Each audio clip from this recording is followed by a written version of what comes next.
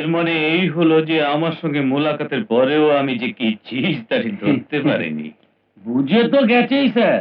বলি একটা কথা আছে না, প্রথম রাতে বেড়াল মারো। এসেই অফিসারের রোবাব দেখাচ্ছে। দেখুন না, আমি তোর বাপের বয়সী স্যার। আমাকে অর্ডার দেয় যে নিশিকান্তর কি কি কারবার আছে, কোথায় কোথায় আসে যায়, সব রিপোর্ট দাও। ওরা এত হিম্মত আমার কারবার জানতে চায়? মানে মশা হয়ে হাতির সাথে লড়তে চায়? হ্যাঁ স্যার, স্যার আমার তোকে একটু ছিটেল মনে হয়। ছিটেল? হ্যাঁ স্যার, দেখুন না, কোন অফিসার নতুন জায়গায় গেলে 2-4 দিন আরাম করে নেয়, ফের লোকের সঙ্গে ভালোবেসে মেলামেশা করে, পরে ডিউটি শুরু করে। এ তো এসেই ফসফাস করতে লেগে গেছে। আপনি কি ভাবলেন? কি ব্যাপারে স্যার? এই কি যে আপনি আমার বিরুদ্ধে রিপোর্ট দেবেন? আমায় কি পাগল কুকুরে কামড়েছে? আপনি তো সহায় স্যার। যা কিছু থানায় হয় আগের মতো আমায় সব খবর যেন দেওয়া হয়। আমাকে স্মরণ করিয়ে দেওয়ার দরকার নেই স্যার, আমি তো সর্বদা আপনারই গোলাম। কিন্তু ওই সেলিম আছে না, কে ছিলেন? ওই যে চামচে সাব ইন্সপেক্টর, ও তো আমায় গ্রাহ্যই করে না। ওই নতুন অফিসারের মতো ধর্মপুত্র যুধিষ্ঠির স্যার। এর মানে এই হলো যে তোমাদের থানায় এলো যুধিষ্ঠিরের যমজ ভাই? হ্যাঁ? এখন যাই এমএলএ সাহেবকে খবর দিয়ে যেন রাজকে সামলে নেন, প্রফেসরের নাতনিকে না আবার খোঁচায়। দাঁড়ান, এর কোনো দরকার নেই। আসুন, প্রথমে তো আপনি আপনার গলাটা ভিজিয়ে নিন। হ্যাঁ?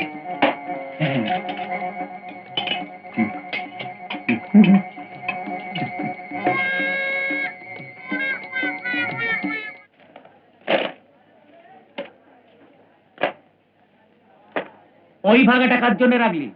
আরে দেখছিস কি? দেখ।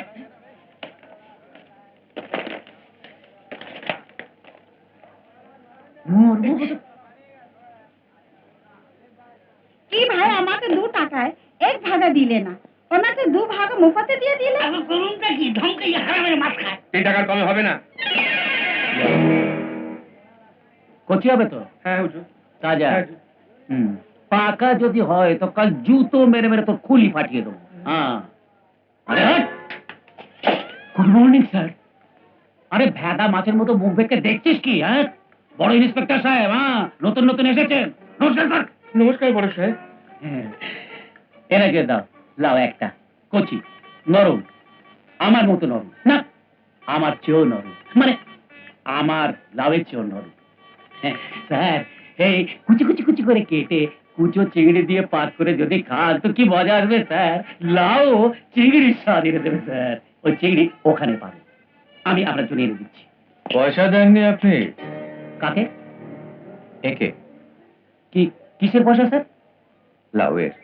লাউয়ের পয়সা? ও, লাউয়ের পয়সা। হ্যাঁ, পয়সা তো আমি দিয়ে দিচ্ছি স্যার।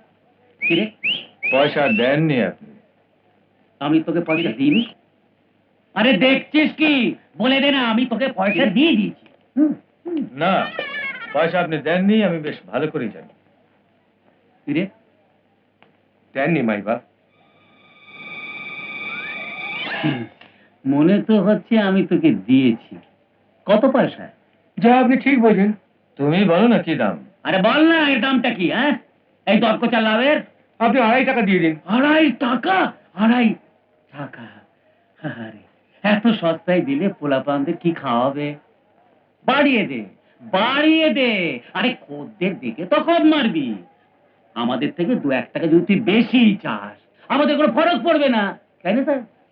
লাউয়ের পয়সাটা দেননি আপনি। দিদি, কি হয়েছে স্যার?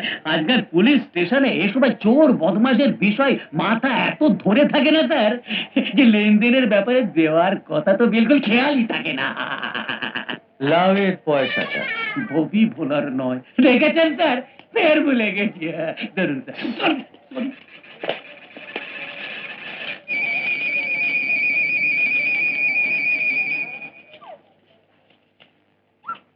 দিইনি তো চেয়ে নিতে পারিস না, পাকা কোথাকার।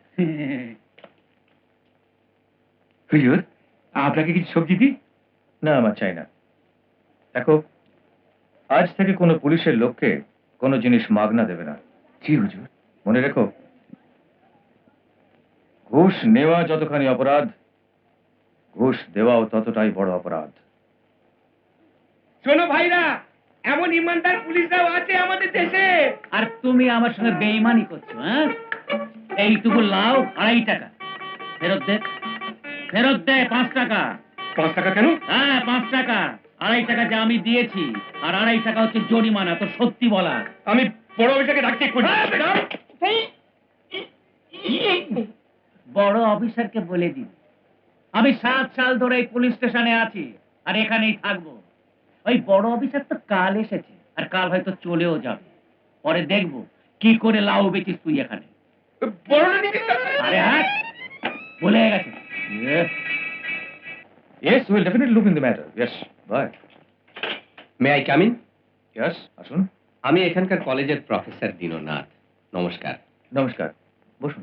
এই আশা নিয়ে এসেছি যে পুরনো অফিসারদের সাথে সাথে হয়তো এই পুলিশ স্টেশনের পুরনো নীতিও বদলে গেছে। বলুন, আপনার জন্য কি করতে পারি? আমার এক নাতনি আছে, বেচারির মা বাপ নেই, খুবই ভালো লেখাপড়ায়, সবসময় কলেজে ফার্স্ট হয়, কিন্তু কাল থেকে কলেজে যাওয়া বন্ধ করে দিতে হয়েছে ওকে। কিসের ভয়? কিছু বদমাশ ছোকরা ওকে আর ওর সাথীদের উত্তক্ত করে। আমি আপনার কাছে নালিশ করতে এসেছি, এ কথা কিন্তু কমলা জানে না। ও আমাকে বলেছে ওকে হুমকি দেওয়া হয়েছে যে ও যদি পুলিশের কাছে যায় তবে ওর বিপদ আরো বাড়বে। এর আগে আপনি এই ব্যাপারে কোনো রিপোর্ট লিখেছেন? একবার নয় 3 বার, কিন্তু কেউ গাই করে না। হ্যাঁ, অনুপ সাহকে বলাও। আপনি যার নাম নিলেন ওরই কাছে রিপোর্ট লিখিয়েছি আমি। স্যার আপনি আমাকে ডেকে পাঠিয়েছেন। 3 বার রিপোর্ট লেখাবার পরেও আপনি এনার নাতনির ব্যাপারে কোনো অ্যাকশন কেন নেননি? আমি অ্যাকশন নিতাম স্যার, খুব বড় অ্যাকশন নিতাম, কিন্তু স্যার সে সময় চুরি ডাকাতির মামলাতে এত ব্যস্ত ছিলাম যে ওই মেয়েদের ব্যাপারে। Mister Anup, Yes, sir. আপনি এই ছেলেদের চেনেন? চিনি স্যার, কিন্তু প্রফেসর সাহেব, আপনি কাল থেকে আপনার নাতনিকে আমাদের দায়িত্বে পাঠাবেন। হ্যাঁ স্যার দেখবেন, আপনি এখন চলুন প্লিজ, প্লিজ নমস্কার। চলুন। নমস্কার। Mister Anup, Yes, sir. যখন আপনি এই ছেলেদের চেনেনি তখন আপনি ওদের বিরুদ্ধে অ্যাকশন কেন নেননি? আমি ভয় পাই স্যার। ছেলেদের? হ্যাঁ, না স্যার, ছেলেদের নয়, ছেলেদের লিডারকে, রাজু। রাজু? হ্যাঁ, ও আমাদের এমএলএ সাহেবের ছেলে স্যার। ওহো, আপনাদের সমাজ সেবক নিশিকান্ত সাহা যাকে খুব প্যার করেন, হ্যাঁ? হ্যাঁ স্যার। নো স্যার, স্যার আমার একটা রিকোয়েস্ট। বলুন। আমাদের এমএলএ সাহেবের হোম মিনিস্ট্রিতে খুব হোল্ড আছে স্যার। হুম। আপনি পানির মধ্যে থেকে কুমিরের সাথে দুশ্মনী কেন করছেন স্যার? মিস্টার অনুপ, যদি আপনি এত ভীতু হন তো পুলিশে কেন ভর্তি হয়েছেন? আপনি এই পোশাকটা কি বাজারে গরিবদের কাছে ফোকটে মাছ আর সবজি নেবার জন্য পড়েছেন? কাল আমি দেখছি ওই মোটরসাইকেল এক্সপার্টকে। I must see him tomorrow.